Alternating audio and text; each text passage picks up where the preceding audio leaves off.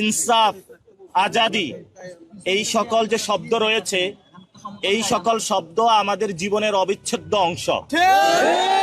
কারণ এই শব্দগুলোর মাঝেই আমরা ভারতীয় আধিপত্যবাদের বিরুদ্ধে এই শব্দগুলা দিয়ে দাঁড়াই। এই শব্দগুলোর মাধ্যমেই যারা আমাদেরকে চাঁদাবাজি, সন্ত্রাসী এবং দুর্নীতির মাধ্যমে বাংলাদেশে অত্যাচার করতে চায়, আমরা এই শব্দগুলা বলেই তাদের অত্যাচার বিরুদ্ধে দাঁড়াই ইনশাআল্লাহ। এবং যাদের ইনকিলাব, ইনসাফ এবং আজাদি শব্দে গাত্রদাহ হয়, তাদের মধ্যে আমরা দেখতে পাচ্ছি যে ভারতীয় প্রতিচ্ছবি, যে এই শব্দগুলা নিয়ে গাত্রদাহ আগে হলো শেখ হাসিনার হয়েছে, আওয়ামী লীগের হয়েছে, এখন হলো আমরা বলবো না পুরা বিএনপির মধ্যে অনেক লোক আছে যারা গুপ্ত ভারতীয় এজেন্ট, গুপ্ত ভারতীয়।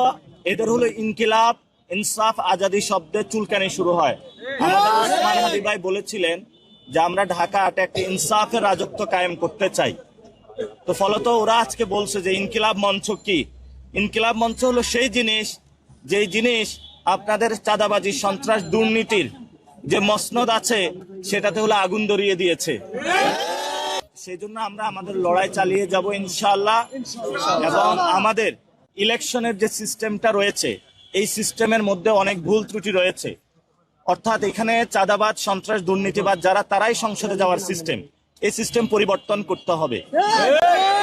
ভোট দিবে, সে ভোটটা রক্ষা করবে ইলেকশন কমিশন, এবং জনপ্রতিনিধি জনগণের হবে, কোনো দলের হবে না, কোনো ব্যবসায়ী গোষ্ঠীর হবে না, কোনো দেশের হবে না। আমরা এমন একটা, এবং এই যে ডক্টর ইউনূস, উনি যখন বিদায় নিল, বিএনপিকে এত সুযোগ সুবিধা দিল, এবং বিএনপি গণ অভ্যুত্থানের পরে সবগুলা মানুষ জেলে ছিল, যারা জনগণ বাংলাদেশের তাদেরকে মুক্ত করে দিল, তাদের